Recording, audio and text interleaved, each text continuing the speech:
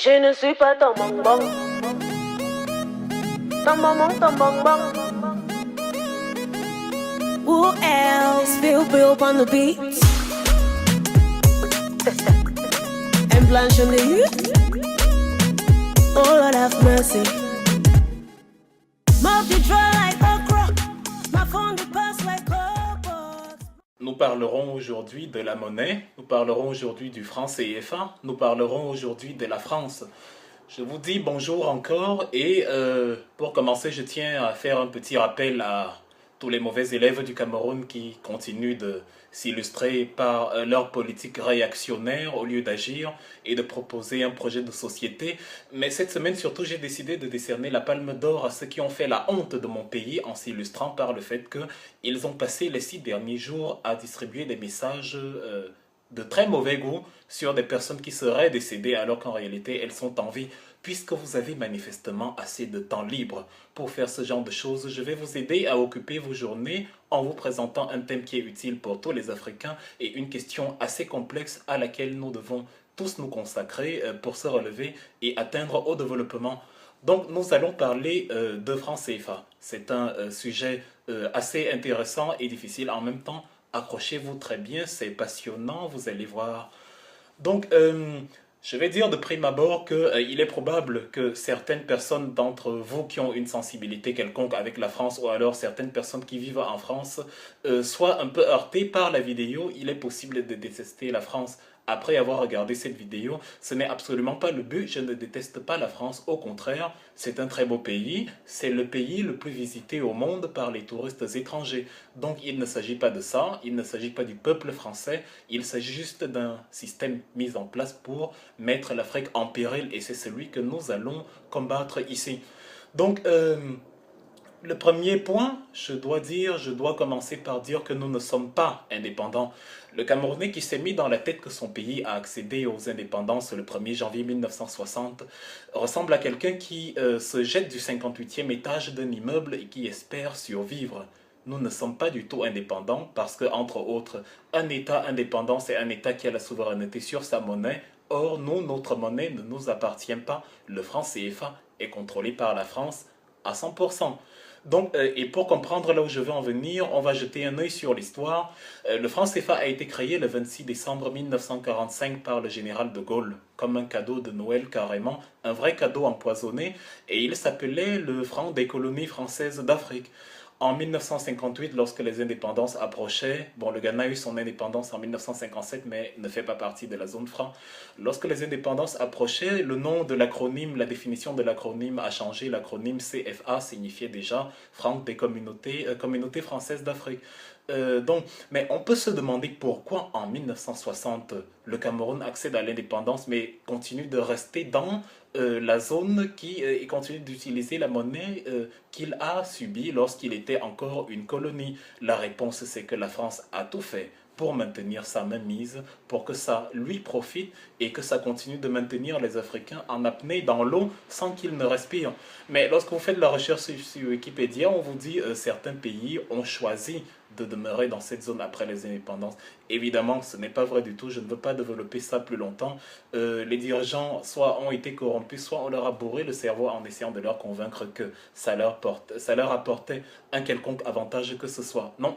Donc, pourquoi je dis que le franc CFA ne sert à rien? Décrivons d'abord ce que c'est. Le franc CFA est utilisé par 3 entités en Afrique. L'UEMOA, l'Union économique et monétaire ouest-africaine en Afrique de l'Ouest, et la CEMAC, la Communauté économique et monétaire des États de l'Afrique centrale. En Afrique centrale, il y a aussi la Banque des Comores, mais là je ne vais pas trop en parler. Là, les Comores, c'est un archipel d'îles au sud-est de l'Afrique, près de Madagascar. Donc, en Afrique de l'Ouest, la banque qui s'occupe de ça, c'est la BCAO, la Banque des États de l'Afrique de l'Ouest, avec son siège à Ouagadougou, au Burkina Faso. Elle regroupe entre autres le Bénin, la Côte d'Ivoire, le Togo. Et en Afrique centrale, c'est la BEAC, la Banque des États de l'Afrique centrale, la BEAC, et regroupe le Tchad, la RCA, le Congo, le Gabon, la Guinée équatoriale, et son siège est à Yaoundé, au Cameroun. Et c'est là que nous avons le premier problème parce que dans l'organigramme des 2 banques, on a ce qu'on appelle le conseil d'administration, c'est-à-dire le DG et sa clique, ceux qui prennent les décisions. Et dans le conseil d'administration, aussi bien que de la BEAC ou que de la BCAO, il y a 2 Français. On peut donc commencer par se poser la question, qu'est-ce que les Français font dans le conseil d'administration des pays dits indépendants? Est-ce que vous avez vu un Africain dans le conseil d'administration de l'euro? Non. Mais le plus effrayant n'est même pas là. Le plus effrayant réside dans le fait que ces deux, donc quatre, deux fois deux, ont le droit de veto dont aucune décision ne peut être prise à l'intérieur de ces banques si ces Français-là ne sont pas d'accord. Donc nous avons des pays indépendants, mais nous avons des Français qui peuvent décider si une décision est prise ou pas. Alors voilà déjà le premier point. Et quand on sait, lorsqu'on a un peu d'intelligence et qu'on sait que dans les relations internationales, il y a un principe qui dit que les États n'ont pas d'amis, mais juste des intérêts, on ne peut pas s'attendre à ce que la France prenne une quelconque décision qui nous favorise. Non, c'est un rêve éveillé. Donc le deuxième problème, parce que c'est de plus en plus effrayant à mesure qu'on avance, c'est que les billets de banque, ceux que nous utilisons à Yaoundé, Douala et dans nos villes, ne sont pas fabriqués en Afrique. Ils sont fabriqués dans la petite ville de Chamalières, en France, près de Clermont-Ferrand, dans le département d'Auvergne. Les départements français, l'Auvergne, la Loire-Atlantique, les Pyrénées, la Normandie, bref, ils ne sont pas fabriqués en Afrique. Quand j'étais petit, quand j'étais plus jeune, je me demandais souvent, mais pourquoi on ne peut pas fabriquer de l'argent pour tout le monde? Comme ça, il n'y aurait pas de pauvres. Mais ce n'est pas possible de faire comme ça parce que si on fabrique de l'argent pour tout le monde, si on donne 10 millions à tout le monde, personne n'ira travailler. L'agriculteur n'ira plus se salir les mains au champ. Et voilà, il y aura plus à manger, il n'y aura aucun service. Les médecins n'iront pas travailler, le boulanger n'ira pas faire son pain.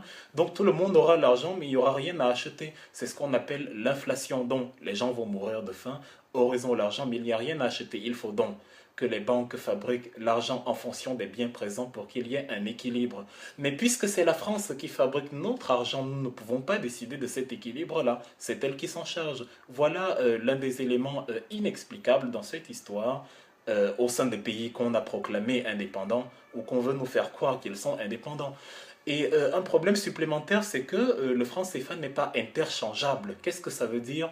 Ça veut dire qu'au Cameroun, on utilise le franc CFA, en Côte d'Ivoire également, et le franc CFA camerounais a exactement la valeur du franc CFA ivoirien.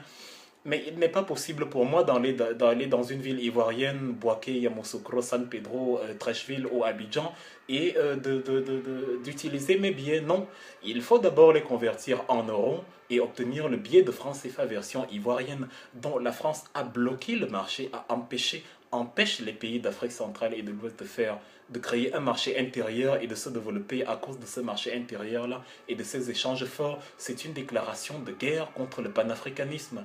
Évidemment, ce n'est pas possible.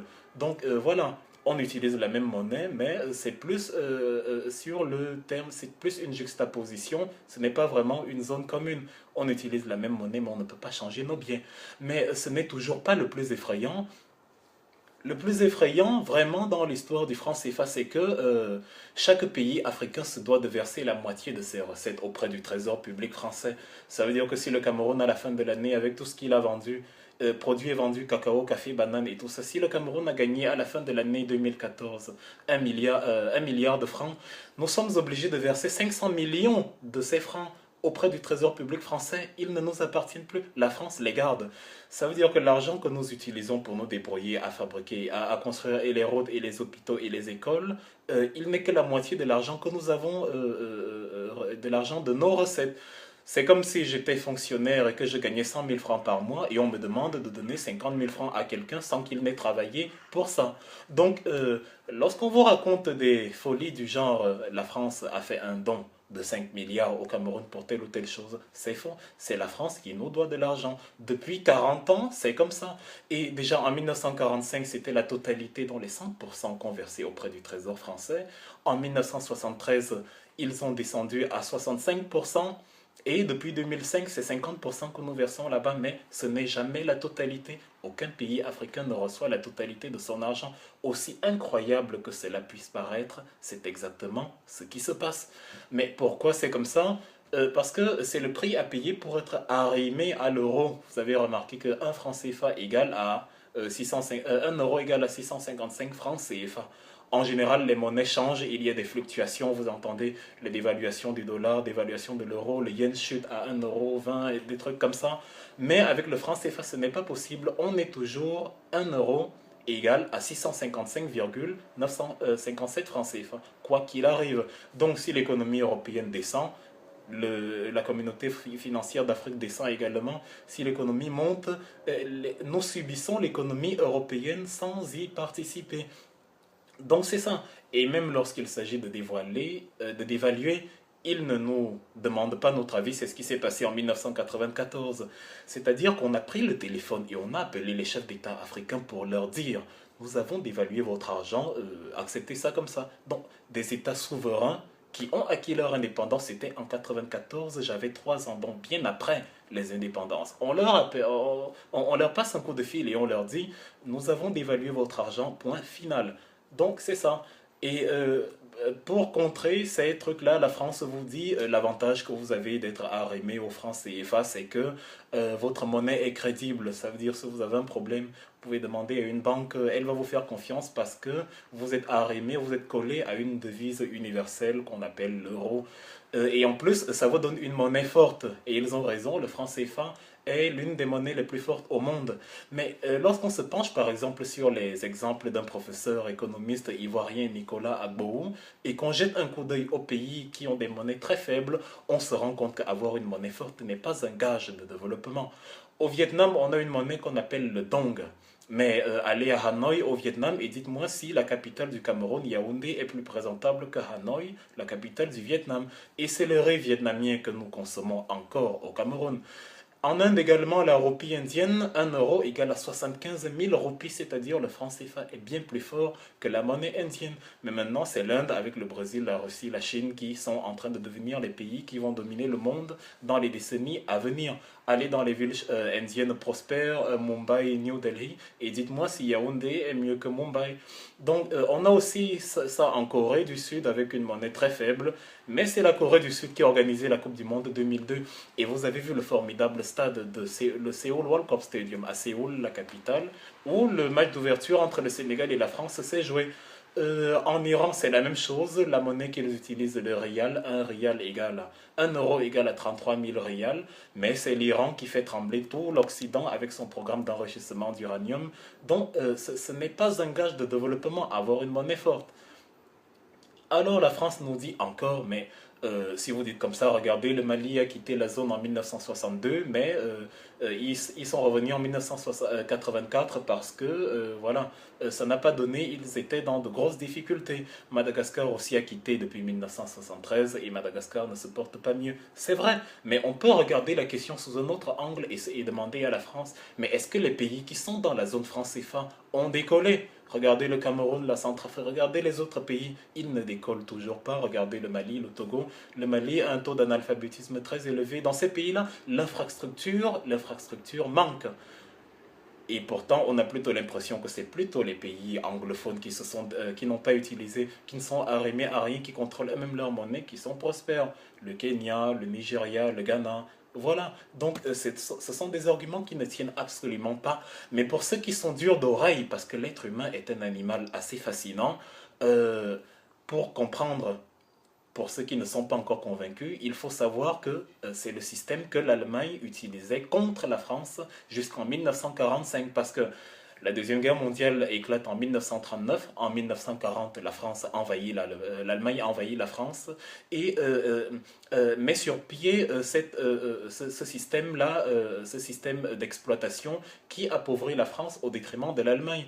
Et alors que la France a réussi à vaincre l'Allemagne et à gagner la guerre avec la participation des Africains qui ont aidé la France à combattre, la France, comme récompense, avec Messire de Gaulle, utilise le même système dans les pays africains. C'est incroyable. C'est une forme de reconnaissance qui m'était étrangère jusqu'à présent. Donc, si vous avez, par manque, parce que les mauvais élèves du Cameroun, justement, qui souffrent du manque d'inattention, qui souffrent du manque d'attention et du manque d'inspiration, ont trouvé pour seule alternative de distiller des informations nauséabondes à travers les réseaux sociaux. Voilà des problèmes dont il faut s'occuper. On aura besoin de vous tous parce que nous sommes prêtés serment à nous-mêmes que notre génération ne passera pas avant que les choses n'aient évolué par rapport à l'état dans lequel elles sont à présent et on a besoin de tout le monde pour ça. Mais si vous avez du temps libre pour vous insulter mutuellement ou alors souhaiter de façon funeste le décès des autres, nous n'allons pas vous impliquer dans le processus de redressement de l'Afrique parce que vous ne servez à rien. Désolé si c'est formulé comme ça, mais si je dis le contraire, c'est que j'ai menti. Donc c'est ce qu'il faudra faire pour ceux qui aspirent au poste de chef d'État au Cameroun en 2018. C'est le projet premier auquel un chef d'État doit s'attaquer parce qu'on n'accède pas à la magistrature suprême au moyen d'insultes. Il faut avoir un projet de société et il faudra commencer par celui-là parce que l'expérience montre qu'aucun pays ne s'est développé sans sa monnaie, sans avoir la souveraineté de sa monnaie. Ça n'existe nulle part. Ça ne va donc pas commencer par l'Afrique. Il faudra sortir de là parce qu'il n'y a aucune raison logique à ce que d'autres pays prennent notre argent. Ils nous doivent énormément d'argent. Et voilà, il faudra surmonter la pression occidentale parce que tous les présidents qui essaient de se redresser contre eux, Gbagbo, qui voulait créer la monnaie ivoirienne, après que les banques françaises aient menacé de fermer chez lui, a été déporté à la Cour pénale internationale, à La Haye, en Hollande. Kadhafi, qui a aussi voulu élaborer ses projets de panafricanisme, a été assassiné. Donc, il faudra avoir les neurones solides, parce qu'être président ne se limitera pas à se balader en jet privé. Si vous considérez que Biya a échoué, évidemment, il ne s'est pas attaqué à la question. Chez lui, on veut beaucoup pour ça. Mais voilà, vous êtes l'avenir et... j'espère que vous allez vous attaquer à ce problème. Donc, voilà le petit aperçu que je voulais donner sur la question. Le sujet est bien plus complexe, mais je ne suis pas économiste. C'était juste une vision panoramique pour comprendre ce qu'il faudra faire pour se développer. Voilà, je vous souhaite une très bonne journée et on se retrouve à une prochaine vidéo. Je ne suis pas ton bonbon. Ton maman, ton bonbon. Who else? Feel Bill on the beat.